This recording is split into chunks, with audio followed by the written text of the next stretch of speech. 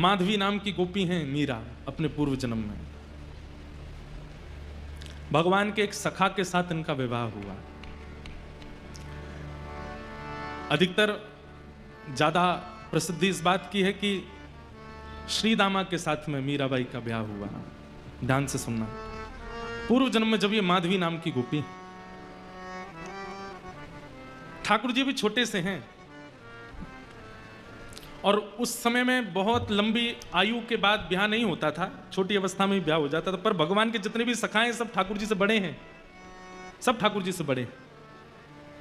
एक आध कोई छोटे हैं, बाकी सब ठाकुर जी से बड़े हैं।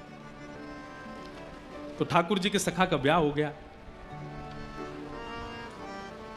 ठाकुर जी को पता नहीं चली, बहुत ध्यान से सुनो सब लोग, इधर देखो, ठाकुर जी को पता नहीं चली कि कब कब में ब्याह हो गया।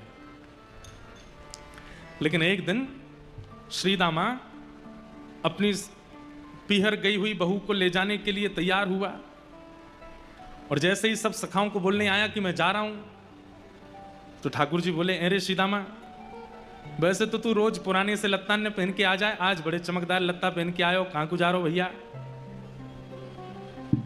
तो श्री दामा बोलो, लाला मैं तो अपनी ससुराल जा रहा हूं। ठाकुर जी बोले, जी कौन सा गांव है ससुराल?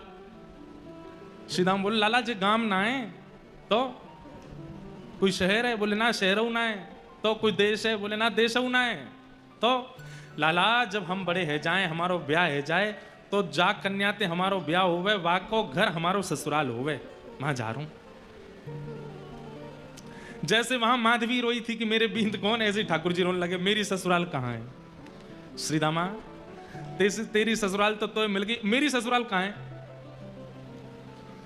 श्री दामा बोले, लाला तेरी ससुराल ना है। अच्छा ऐसा भी होता, बालक उनमें सब चिढ़ाने लगे। मधुमंगल जबरदस्ती आके बोलने लगो, लाला मेरी भी ससुराल है, पता है? वो तेरी कहां? बोले मेरी जमुना पार है, मैं हूं जाऊंगा सज धज के। इतने में सुबल आ गए, वो लाला मेरी भी ससुराल है। वो तेरी कहां? बोले मेरी मां है गिरिराज जी पर्वत के पास। इनकी है नहीं, जबरदस्ती चिढ़ा रहे हैं ठाकुर जी को। अच्छा ऐसा हो गया सखान में कोई एक चिढ़े तो बाकी और चिढ़ा में वाए और चिढ़े, और ठाकुर जी चिढ़ के कछु ज्यादा ही सुंदर लगते होंगे तो सखा और चिढ़ाने लगे। अब तो तन सुखा मन सुखा धन सुखा जे हुआ है। धन सुखा बोलो मैं हूं ससुराल जा रहा हूं, मन सुखा बोलो मैं हूं ससुराल जा रहा हूं, तन सुखा बोलो मैं हूं। लाला बोले तेरी हूं ससुराल है, पतर पूछ रहा से तेरी हूं ससुराल है, और मैं इतना माखन खाए खाए के हट्टो कट्टो है, मेरी ससुराल ना है अभी तक। ठाकुर जी को यह बात को आश्चर्य ज्यादा है कि तन सुखा की भी ससुराल है और मेरी ससुराल ना है। आज ठाकुर जी घर आए, दूर आकर के बैठ गए मुंह फुलाए के। नहीं तो रोज लौट के आमे मैया के कभी कंधा पे चढ़ जाएं, कभी गोद में बैठ जाएं, कभी लेट जाएं, कभी कछु खींचें, कभी कछु करें। आज चुपचाप बैठे। मैया ने पीछे मुड़ के देखी, बोले हैं लाला तू कब ते आए के बैठो है? सो ठाकुर जी मोह इधर करके बैठ गए। अरे जाके आवे थे पूरे नंद भवन में भूचाल आ जाए, बाकी आवे थे आज कोई को पता ही नहीं चली है। अरे लाला ऐसा माटी को मथोना बने काय को बैठो, काय को? मैं बात ना कर रहा हूं मैया। मैया गोद में ले रही है, कभी हाथ पकड़ रही है, ठाकुर जी छूट छूट के भाग रहे हैं। मैया बोली कहा बात है लाला? रोने लगे, और ऐसे रोने लगे कि सिसकी आने लगी ठाकुर जी को, जैसे सांस रुके ऐसे ठाकुर जी रोवे। मैया बोली कौन ने मारो? मधुमंगल ने मारो तो कुछ श्रीदामा ने मारो, कौन से सका? मुझको नाम बतावा को अभी जाके देखूं, काय को रोवे? ठाकुर जी बोले मैया तो एक बात बता, जे सबरे ब्रजवासी यो के नंद बाबा गोरे, यशोदा मैया गोरी, ये लाला कारो कहते भयो? इस सबरे मुंह को यो तानो दें कि मैं तेरो छोरा ना हूं, और मैया आज मुंह को यह बात पे भरोसा है कि मैं वास्तव में तेरो लाला ना हूं। मैया बोली ऐसो काहे को सोचा, ऐसो काहे को लाला तू यो काहे को सोचा? बोलो मैया श्री दामा की ससुराल, मधुमंगल की ससुराल, सुबल तो तन सुखा मन सुखा, और सबसे बड़ी आज तन सुखा क्यों ससुराल है, पतरो सो वा क्यों ससुराल है। और मैया मैं ऐसो प्यारो दुलारो ऐसो सुंदर सो मेरी अभी तक ससुराल ना है। यह बात को सुन करके मैया तो लाला को हृदय से लगा, अरे मेरो लाला झूठ बोले हैं दारी के, श्रीदामा की ससुराल है बाकी इनकी ससुराल ना है लाला, बाकी सबरे तो झूठ बोल रहे हैं तोते। मैया तेरी भी ससुराल है? मैया बोली लाला जे घर मेरो ससुराल ही है। अच्छा मैया और नंद बाबा क्यों ससुराल है? बोला हाँ उनकी ससुराल है। और दाऊ दादा की? बोले ना दाऊ दादा की ना। ठाकुर जी कूद के गए दाऊ दादा के पास, दाऊ दादा को हाथ पकड़ के लाए, भैया चल। बोले कहाँ? घर छोड़ के जा रहे हैं, ससुराल ढूंढ के आवेंगे अपने। मैया यशोदा बोली लाला तू कैसी बात करे? अब तो ठाकुर जी हट करने लगे, सिर मूड मारन लगे पृथ्वी पे और बोले भोजन ना करूंगो, सोऊंगो ना, तेरी गोद ना आऊंगो, कछु ना करूंगो, पहले मेरी ससुराल बता कहाँ है। और मैया अगर तेने मुंह को मेरी ससुराल नहीं बताई तो मैं श्रीदामा की ससुराल छीन लूंगो, वही को अपनी ससुराल बना लूंगो। मैया ने जैसे तैसे करके बोले अच्छा एक काम कर। बोले कहा श्रीदामा जब अपनी बहू लेके आ जाएगो, अपनी ससुराल से वापस आ जाएगो तो बाकी बहू देख लियो, वैसी बहू तेरे काज ले आऊंगा। ठाकुर जी बोले जी बहू कौन होवे मैया? मैया बोली ये और मैंने औगार लगा ली। औगार समझे? ये ब्रज भाषा है। औगार मतलब अब कैसे समझाएं औगार क्या है? जब बला, ये और मैंने बला लगा ली, पहली ससुराल के काज लग रहा हो, बहू और बताओ कौन है? मैया बोली लाला। इतने में नंद बाबा आगे बोले मैं बताऊं लाला, यहां पे आ। गोदी में बैठ गए। बोले लाला ये तेरी मैया है ना? बोले हाँ। जे मेरी बहू है। बाबा मेरी मैया तुमने बहू बना ली और तुम्हारी मैया मैं बहू बनाऊंगा। तुम्हारी मैया कहाँ है? अपनी मैया बताओ, उनको मैं बहू बनाऊंगा। सब लोग ठाकुर जी की बात सुन के ऐसी मधुर बात करें। इसीलिए तो श्रीमद् वल्लभाचार्य जी कहते हैं अधरम मधुरम लितम मधुरम नयनम मधुरम रेणुम मधुरम मधुराधिपते अखिलम मधुरम। भैया द्वारिका के श्री कृष्ण वो राजा हैं, जगन्नाथपुरी के श्री कृष्ण वो जगन्नाथ हैं, वो नाथ रूप में विराजमान है। बद्रीनाथ के श्री कृष्ण तपस्वी भगवान हैं, दक्षिण के रंगनाथ हैं, लेकिन हमारे वृंदावन के वो तो ऐसे ही हैं। उनके सामने जाकर के लोग बाग कितनी बड़ी बड़ी बातें करते हैं, हमारो बिजनेस चलवाए दो, हमारे काम बनवाए दो, हे बिहारी जी हमारो। बिहारी जी नाए जाने कायते बिजनेस के हैं, बिहारी जी नाए जाने ये सब कहा बात कर रहे हो। उनके सामने तो बालकनवारी बात करो, वो बालक हैं। वृंदावन के श्री कृष्ण तो मधुर कृष्ण हैं, उनके सामने जाकर के सारे संसार के प्रपंचों की चर्चा मत करो। इतने में ही कोई दौड़ो दौड़ो आयो, बोले लाला जल्दी चल। बोले कहा भयो? श्री दामा ससुराल ते आएगो, बहू लेके आयो है। ठाकुर जी तुरंत दौड़े, मेरी पीतांबरी कहाँ है, मेरी कारी कमरी कहाँ है, जल्दी लाओ पहन के। मैया बोली लाला कहा कह रहे को बहू को? बोले मैया मक्खन जैसा होता हो को खावे को खाऊंगो। लाला बहू खावे की चीज ना है, बहू तो देखवे की है, और फिर तेरा ब्याह हो जाएगा ना, फिर तू सब समझ में आ जाएगी। ठाकुर जी दौड़ करके गए, यहाँ श्रीदामा अपनी बहू लेके माधवी लेके आयो है। माधवी की माता जी ने माधवी को समझा के भेजा। बोले तू वापस अपने ससुराल जा रही है? बोले हाँ। सब चीज को ध्यान रखियो लाली, सास की बात मानियो, ससुर की सुनियो, पति की यूं करियो, आदि आदि सब बातें कहीं। और बोली तू एक बात तो गांठ बांध के जा। बोले कहा? बोले तेरे जो पति हैं श्रीदामा, इनको एक सखा है, वाको नाम है कन्हैया। चाहे कछु है जाए, जीवन भर तो को घूंघट में ही बूढ़ो है नो पड़ जाए, घूंघट में ही रही आइयो, लेकिन वाकू अपना मुख मत दिखाइयो। क्यों मैया? अरे मैंने ऐसी सुनी है कि वृंदावन में वो कन्हैया नेक्सस हो, वो जाको मुख देख ले या जाको अपना मुख दिखाई दे, वाको पातिव्रत धर्म आदि सब नष्ट हो जाए, वो वही को है के रह जाए। माधवी ने तो तभी घूंघट कर लियो और घूंघट करके गांठ बांध दी। बोले मैया मैं सौगंध खा के कह रही हूं, मुख नहीं दिखाऊंगी। और ठाकुर जी ने आके कही अरे श्रीदामा आए गए हो? बोले हाँ। कैसी लगी ससुराल? बोले लाला जब मिलेगी तो कुछ तो पता चलेगी कितना सुख मिले ससुराल जावे में। ठाकुर जी बोले अच्छा बहू कहाँ है? बोले पीछे बैठी है। श्रीदामा ने इशारा कियो, बोले अरे माधवी मेरो सखा है कन्हैया, या को मुख दिखाए दे। जैसी सुनी कन्हैया आ रहे हैं महाराज, घूंघट लेकर के ऐसे पकड़ करके माधवी बैठ गई। बोली तो वही है जिसके लिए मैया ने मना किया। हाथ पांव कांपने लगे। जिनका मुख देख करके सारी पीड़ाएं दूर हो जाती हैं, सारे कंटक दूर हो जाते हैं, वो सामने खड़े हैं और माधवी अपना मुंह बंद करके घूंघट करके आंख बंद करके खड़ी है। नंद जी को छैया, बलभद्र जी को भैया लाल, या को मुख देखे थे कटत यम फंद। जिसका मुख देखने से यमराज के फंदे कट जाते हैं, उसके मुख को देख करके माधवी मुख दिख रही है अपना। कहने की बात, ऐसी शिक्षा किसी को मत दो कि कोई व्यक्ति ठाकुर जी से मुंह मोड़ ले, ठाकुर जी से मुख छुपा ले। ठाकुर जी तो अंदर ही बैठ गए पालकी में और कह रहे हैं भाभी जी ने मुख दिखाई दो अपनो। मैया ने कही है आपको मुख देख करके जाऊंगा और फिर जैसा बताऊंगा वैसी बहू मेरी आवेगी, नेक दिखाई दो। माधवी तो ऐसे बैठ जाए, कभी ऐसे बैठ जाए, ठाकुर जी ने पास जाए तो दूर रह जाए, मुख नहीं दिखावे।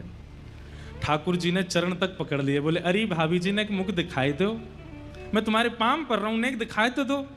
लेकिन माधवी ने मुख नहीं दिखाया। नन्हे से गोपाल जी को क्रोध आ गया,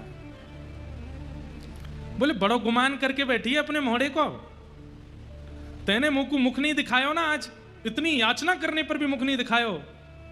मैं तो को वचन दे के जा रहा हूं, एक नहीं दो दो जन्मन तक याचना करेगी तब भी मेरो मुख नहीं दिखेगा तो को, और युगन तक प्रतीक्षा करेगी तब भी मेरो मुख दिखेगा नहीं तो को।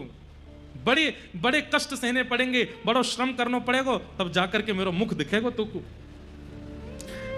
माधवी बोल पड़ी, मैं क्यों तड़पूंगी तुम्हारे मुख देखवे को, मोह तड़पे की आवश्यकता नहीं है, चले जाओ, कभी मुख मत दिखाइयो अपनो।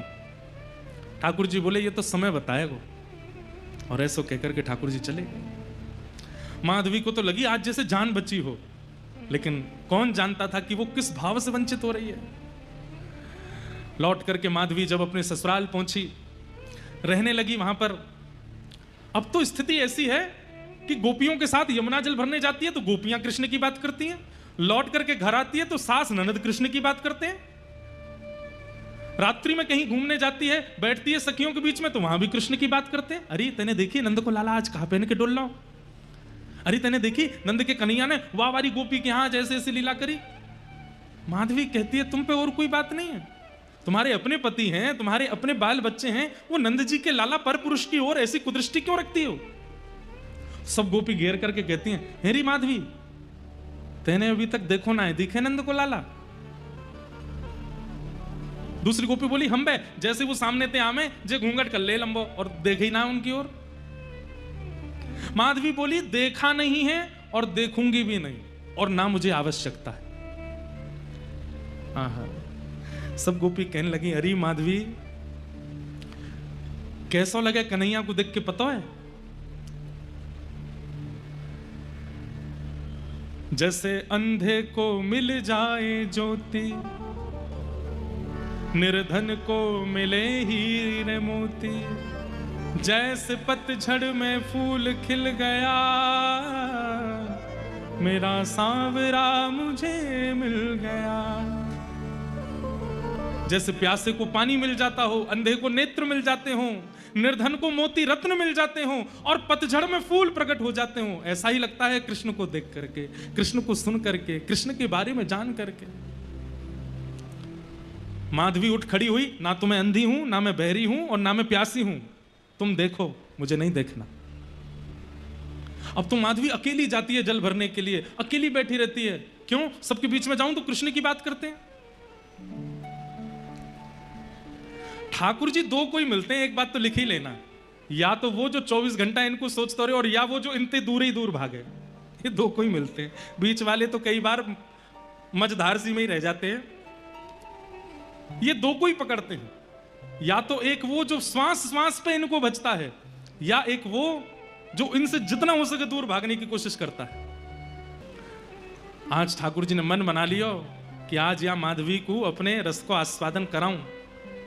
अब देखो लीला रूप में तो कुछ भी चल रहा हो, लेकिन ठाकुर जी को पूरे विश्व को प्रेम की पराकाष्ठा दिखानी है मीरा के रूप में, इसलिए मीरा का निर्माण कर रहे हैं ठाकुर जी। आज ठाकुर जी ने मन बना लिया, बोले आज या माधवी को दिखाई दूं मैं। रात्रि में सोई है और तभी सोते हुए ठाकुर जी ने अपना जैसे मानो जैसे प्रेम जाल फैला दिया हो आसपास। रात्रि के 2-2:30 बजे हैं और 2-2:30 बजे ही माधवी को ऐसा लगने लगा कि भोर हो गई है और मेरे जल भरने जाने का समय हो गया है, और उठ करके खड़ी हो गई माधवी, तुरंत अपने वस्त्र आभूषण पहने और पहन करके मटकी लेकर के निकल पड़ी यमुना जी की ओर। आगे पीछे देखती है कि आज हलचल नहीं हो रही है, आज कोई भी गोपी अभी तक उठी नहीं है। अरे सूर्य उदय होने वाला है, अभी तक कोई जागी नहीं। मंदम मंदम सुगंधी बह रही है, वातावरण बड़ा पवित्र है, मन रूपी मन में जैसे एक विचित्र जैसा आनंद हो रहा है आज माधवी को। वायु का स्पर्श करके रोम रोम पुलकित हो रहा है, लेकिन अभी तक प्रेम प्रकट नहीं हुआ। क्यों? क्योंकि प्रेमी श्री कृष्ण नेत्रों से दिखे नहीं है, कानों से सुने नहीं है। मन में विचार कर रही है, आज कितना अच्छा मौसम है, आज कितना अच्छा वातावरण है। यमुना जी के समीप गई, आज यमुना जी प्रिय लग रही हैं, वृक्ष वल्लरियां प्रिय लग रही हैं। वही वृंदावन जिसमें वो हमेशा से रहती है, आज वो वृंदावन कुछ ज्यादा प्रिय लग रहा है। यमुना जी में जल तो कम भर रही है, बार बार मटकी में भरती है और फिर खला देती है, फिर भरती है, फिर खला देती है। ये प्रेम के लक्षण प्रकट होने लगे माधवी के चित्त में।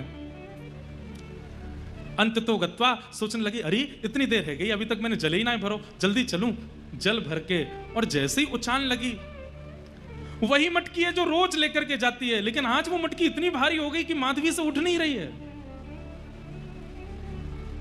खूब प्रयास कर लिए, कभी इधर से उठावे, कभी उधर से उठावे, कभी नीचे से उठावे, लेकिन मटकी ना उठे। मन में सोचने लगी, अरे इतनी भारी कैसे हो गई?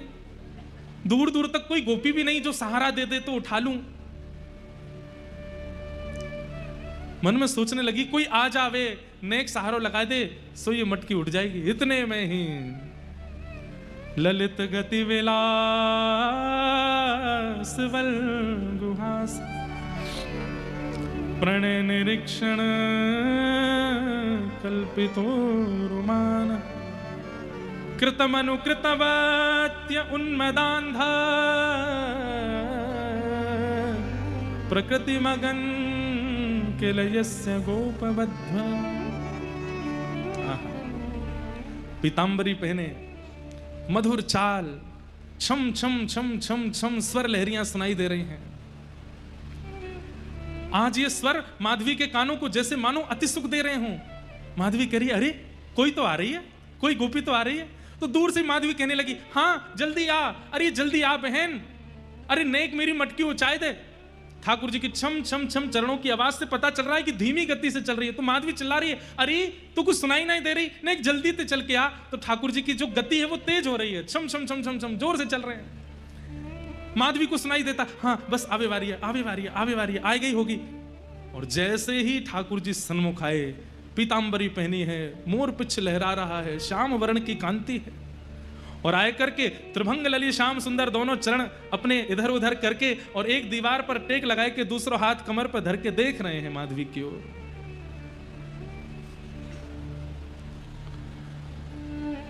मीराबाई कहती हैं, जब मीरा के रूप में उनको माधवी का चिंतन हुआ, तब मीराबाई ने यह पद गाया, हूं जल भरने जात थी सजनी,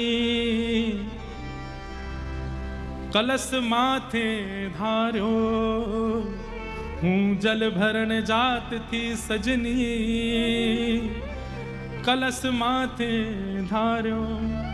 तभी सांवरी सी किशोर मूरत, सांवरी सी किशोर मूरत, कछुक टोनो कर डारो, कछुक टोनो कर डारो। मुझ पर कुछ टोना कर दिया। अब तो नेत्र खुले रह गए, मुख खुला रह गया, हाथ मटकी पकड़े रह गए, सांस मानो जैसे थमसी गई हो, कुछ सोच नहीं रही है, कुछ विचार नहीं कर रही है, बस रूप माधुरी का दर्शन, और नेत्रों से बिंदु गिर रहे हैं अश्रु के। रोम के अलग अलग अंग पर पुलकित हो रहे हैं, जैसे मानो रोए खड़े हो रहे हैं मीराबाई के। बंधुओं, ये भाव इसलिए सुनिए कि कभी श्याम सुंदर आ गए तो ऐसा ही होगा। सुध ना रही तन मन की, सब बिसर गयो बारो, कछुक टोनो कर डारो। भूल गई, भूल ही री भवन में तो बाबरी बहीरी, कृष्ण नाम जबते श्रवण सुनोरी आली। भूल गई, ये तक भूल गई कि मैं कौन हूं, मैं कहां हूं, मैं क्या कर रही हूं, ये क्या हो रहा है, सब भूल गई। बस नेत्रों में कृष्ण, मन में कृष्ण, बुद्धि में कृष्ण, रोम रोम में कृष्ण, कुछ छवि। और उसके बाद तो मंद मंद ठाकुर जी मुस्कान लगे और मुस्काए करके कह रहे हैं, उठाए ले। माधवी करिए, क्या? अरे मटकी उचाए ले। अच्छा उचाए लो? बोले हाँ। आप उचवाए दो? ठाकुर जी बोले मैं उचवाऊं? बोले हाँ। जैसे ही ठाकुर जी सन्मुख गए, छोटे से गोपाल जी, माधवी उन्हीं को देख रही है, कुछ चिंतन नहीं चल रहा है। ठाकुर जी एक तरफ से मटकी पकड़ करके खड़े हैं और माधवी से कह रहे हैं, अरे मैं अकेलो कैसे उठाऊंगा, तू भी तो नेक जोर लगा। माधवी भी पकड़ती है और जैसे ही मटकी उछालने लगी, ठाकुर जी मटकी से नेक उठे हैं, बस छोटे से हैं, लेकिन जैसे मटकी उछवाई अब उछ गई। जैसे मीरा ने उठाई है, माधवी ने उठाई है, और जैसे उठाती जा रही है उतने ही बड़े श्याम सुंदर होते जा रहे हैं और बिल्कुल माधवी के सामने आ गए और आए करके मटकी उचाए करके वाके सिर पर धर दी है। मतलब बाल कृष्ण अब कुंवर कृष्ण बन गए।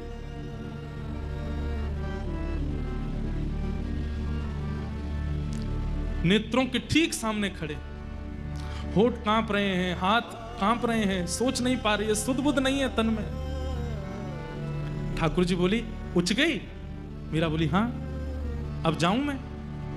माधवी कहती है, नहीं मत जाओ, यहीं रहो, सन्मुख रहो। ठाकुर जी बोले, तेने तो मुख नहीं दिखायो ना मुख, अब मैं नहीं दिखाऊंगा। और ऐसा कहकर के ठाकुर जी जा रहे हैं और माधवी रो रही है। कभी हाथ पकड़ती है, पर जैसे ही हाथ पकड़ती है हाथ अंतर ध्यान हो जाता है, कंधा पकड़ती है अंतर ध्यान हो जाते हैं, केश लहरा रहे हैं, केश पकड़ती है, सर्वांगण कृष्ण अंतर ध्यान हो गए। अब तो वो माधवी व्याकुल हो गई, मटकी दूर गिरी है, जल फैल गया है, ढूंढ रही है, कभी किसी गली में जाती है, कभी किसी द्वार पर। अभी आधी रात हो रही है, सब ब्रजवासी सो रहे हैं और माधवी ढूंढ रही है, कहां चले गए श्याम सुंदर, नहीं दिखे ठाकुर जी। अब तो माधवी ऐसी हो गई है कि सुध ना रही तन मन की, माधवी ऐसी हो गई है कि सुध ना रही तन मन की।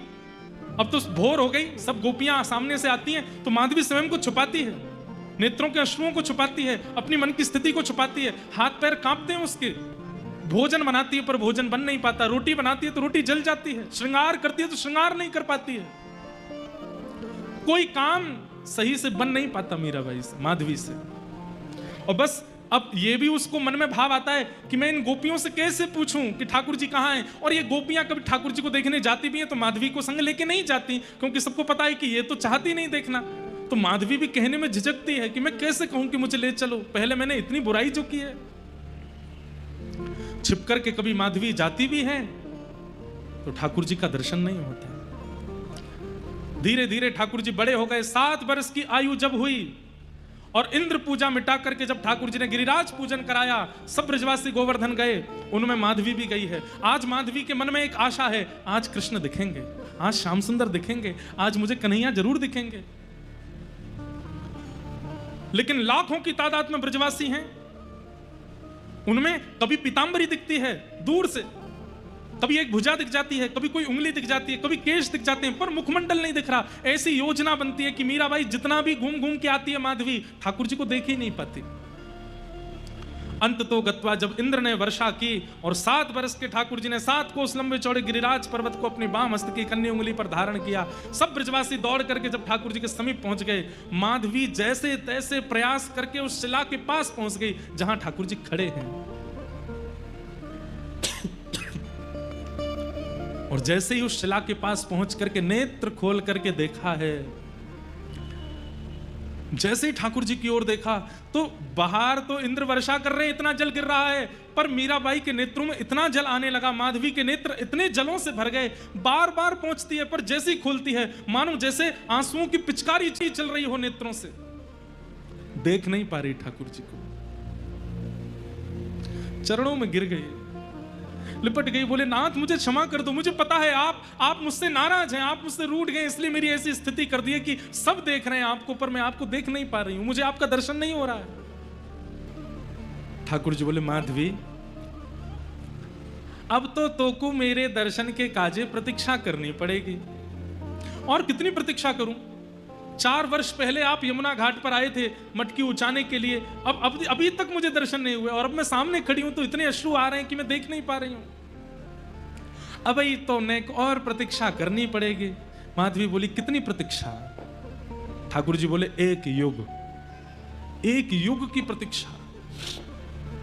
माधवी तो मानो जैसे बावरी हो गई वो सुनकर के। प्रतीक्षा की घड़ी होती है 1 वर्ष 6 महीने 5 महीने। अरे कोई व्यक्ति प्यासा हो और उससे कह दिया जाए कि तुम तो जल कभी पी ही नहीं सकते क्योंकि जल पीते ही प्राण निकल जाएंगे, तो भी वो जलपान कर लेगा।